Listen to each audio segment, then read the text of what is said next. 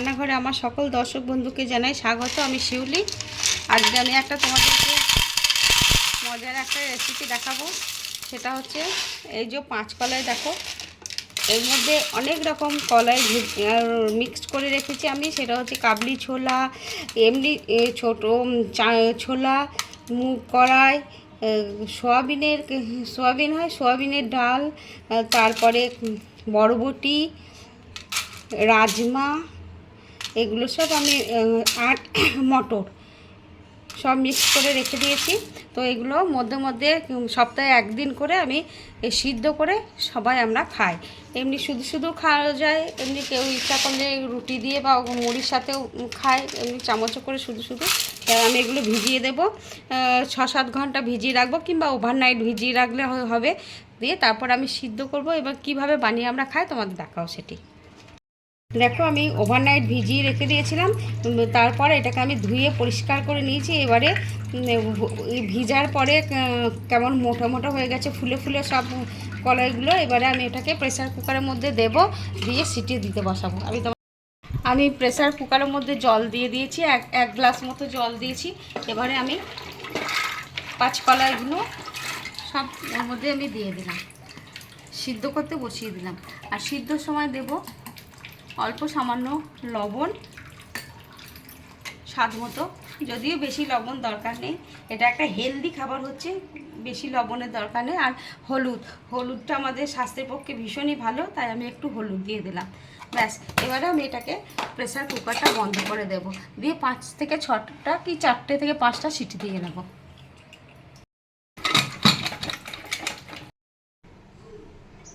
আমি এবার প্রেসার কুকারটা খুলছি, খুলে এবার আমি দেখছি আমার 5টা সিটি দেওয়া হয়ে গেছে।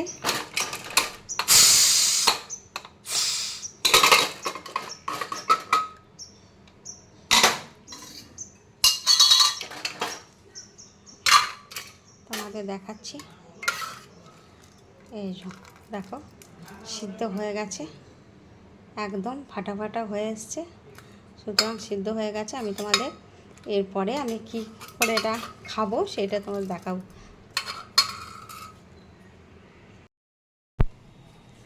আমার দেখো 5 কলাই সিদ্ধটা রেডি এবং ঠান্ডা হয়ে গেছে, আমি ঠান্ডা করে নিয়েছি। এবার আমি ওগুলোকে মেখে তোমাদের দেখাচ্ছি কত সুন্দর হয়েছে সিদ্ধ। একটা তোমাদের নর্মালি দেখাচ্ছি, এইভাবে বাটির মধ্যে একটু মানে রস রস থাকবে, এইভাবে তোমরা খেতে পারো সুন্দরভাবে।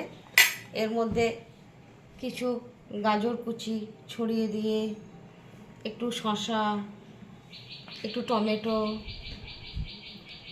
একটু লঙ্কার কুচো, ধনেপাতা কুচো, আর একটু লেবুর রস, এইভাবে খাবে। আর তার সাথে একটু চাট মশলা, একটু বিট লবণ, আর এটা হচ্ছে তোমার গোলমরিচের গুঁড়ো,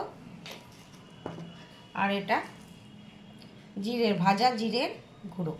ব্যাস, এইভাবে তোমরা সার্ভ করতে পারো। এটা একদম রস রসে, একদম খেতে খুব ভালো লাগবে, রস রস। হ্যাঁ, আর একটা শুধু ড্রাই করব। আর এইটা তোমরা দেখো, এটাকে ড্রাই, হ্যাঁ, এটাকে একদম কোনো রকম এর মধ্যে রস নেই, ঝোল নেই। এটা তোমরা অফিসে টিফিনে, মানে অফিসে দিতে পারো। আর তারপরে বাচ্চাদের টিফিনে আমি আমার মেয়েকে দিতাম এইরকমভাবে সিদ্ধ করে। এটার মধ্যেও যথারীতি একটু শসার কুচো, একটু গাজরের কুচো, আর এটা হচ্ছে টমেটোর আমি দানাগুলো ফেলে দিয়েছি, আর লঙ্কা, ধনে পাতা, আর লেবুর রস। একদম হেলদি একটা খাবার, অনেকক্ষণ পেট ভরেও থাকবে এবং স্বাস্থ্যকর। এটা এইভাবে তোমরা বানাবে, বানিয়ে খাবে। সন্ধেবেলাতে বাড়িতে বসেও খাওয়া যাবে। এতেও যথারীতি গোলমরিচের গুঁড়ো, বিট লবণ দিয়ে দিলাম, ভাজা জিরের গুঁড়ো, আর চাট মশলা এগুলো দিয়ে দিলাম। তোমরা এইভাবে এবারে এগুলোকে বানাবে, বানিয়ে খাবে, খেয়ে আমাকে কমেন্ট করে জানাবে তোমাদের এই 5 কলাই সিদ্ধ হেলদি একটা 5 কলাই সিদ্ধ কেমন লেগেছে। আর তোমাদের আমি একটা জিনিস দেখাই, তোমরা দেখো এই যে আমার সব মশলাগুলো না, এই দেখো কাঁচের শিশির মধ্যে আমি সব রেখে দিই।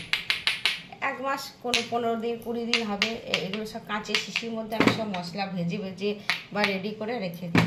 তোমরা এভাবে কাঁচের শিশির মধ্যে রাখবে, সংরক্ষণ করে, খুব ভালো থাকবে।